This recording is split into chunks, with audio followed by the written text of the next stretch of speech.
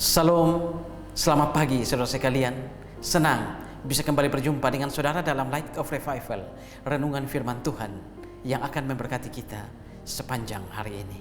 Mari kita melihat ayat kita, Ratapan 1 ayat 1 dan ayat yang kedua.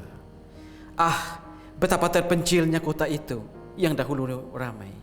Laksana seorang jandalah ia, yang dahulu agung di antara bangsa-bangsa, yang dahulu ratu di antara kota-kota, sekarang menjadi jajahan. Pada malam hari terseduh-seduh ia menangis, air matanya bercucuran di pipi, dan semua kekasihnya tak ada seorang pun yang menghibur dia. Semua temannya mengkhianatinya, mereka menjadi seterunya. Pengharapan akan kasih setia Tuhan. Saudara, pernahkah saudara berada dalam penderitaan yang begitu hebat? Saudara bersedih dan meratap, mengharapkan seseorang datang untuk menghibur dan menolong saudara. Pernah mengalami seperti itu? Ataukah pernahkah saudara mengalami penderitaan yang begitu hebat, lalu saudara bersedih, menangis, dan meratap kepada Tuhan? Pernah? Kalau pernah, Nabi Yeremia juga pernah. Ketika dia melihat kota suci Yerusalem, melihat Yehuda yang hancur dan ditinggalkan oleh penduduknya, dijajah oleh bangsa-bangsa lain, dihancurkan oleh bangsa-bangsa lain. Bukan hanya menghancurkan penduduknya, tapi juga menghancurkan kota itu.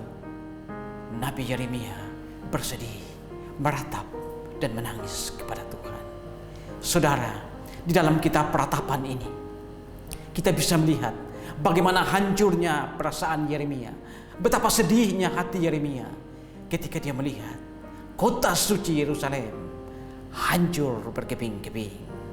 Saudara, jika di dalam kitab Ayub kita melihat kisah paling tragis dari seorang individu yang mengalami penderitaan yang begitu ngeri, mengalami penderitaan yang begitu tragis, maka di dalam kitab Ratapan ini kita melihat bagaimana nasib satu bangsa yang mengalami penderitaan yang begitu tragis tidak dipedulikan oleh Allah.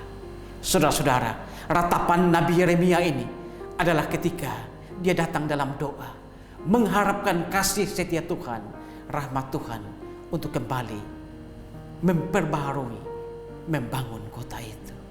Saudara-saudara, ratapan dari Nabi Yeremia ini ketika bangsa Israel ada dalam hukuman Tuhan atau disiplin Tuhan karena dosa yang mereka lakukan.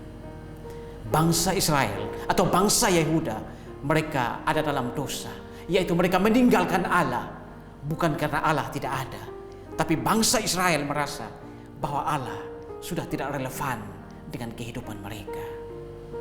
Dosa mereka yang kedua adalah mereka tidak mau lagi mendengar firman Tuhan yang disampaikan Tuhan lewat nabi-nabi mereka. Mereka lebih percaya kepada kerajaan-kerajaan yang ada di sekitar mereka.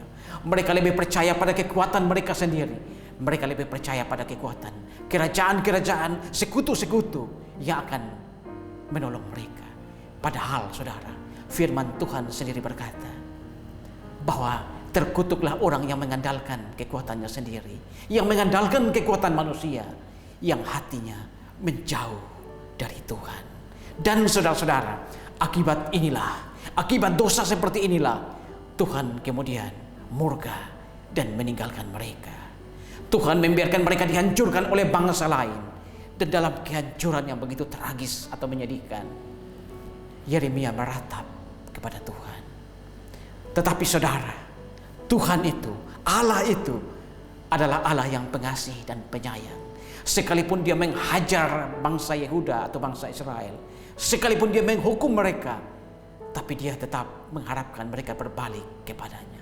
Karena itu, di dalam penghukuman yang begitu berat terhadap Yerusalem atau Yehuda, Allah tetap memberikan kepada mereka pengharapan, menaruh pengharapan di dalam hati mereka. Di dalam Ratapan 3 ayat 22 dan 23. Tak berkesudahan kasih setia Tuhan, tak berkesudahan rahmat Tuhan, selalu baru tiap pagi. Itulah pengharapan bagi bangsa Yehuda atau bangsa Israel ketika mereka mau berbalik kepada Allah. Allah kita adalah Allah yang pengasih dan penyayang. Sekalipun dia menghukum kita karena dosa-dosa kita, tapi dia tidak pernah benar-benar meninggalkan kita. Dia menanti kita untuk berbalik kepada Dia. Saudara-saudara, pagi ini, adakah dosa yang saudara lakukan dan itu lalu membuat Tuhan seolah-olah meninggalkan saudara, membuat Tuhan seolah-olah memalingkan wajah dari saudara, membuat Tuhan seolah-olah membiarkan saudara ada dalam penderitaan? Datanglah dengan dalam ratapan dan doa kepadanya, karena ratapan adalah doa yang jujur kepada Tuhan, yang disampaikan dengan kesedihan yang begitu dalam dan mengharapkan kasih setia dari Tuhan.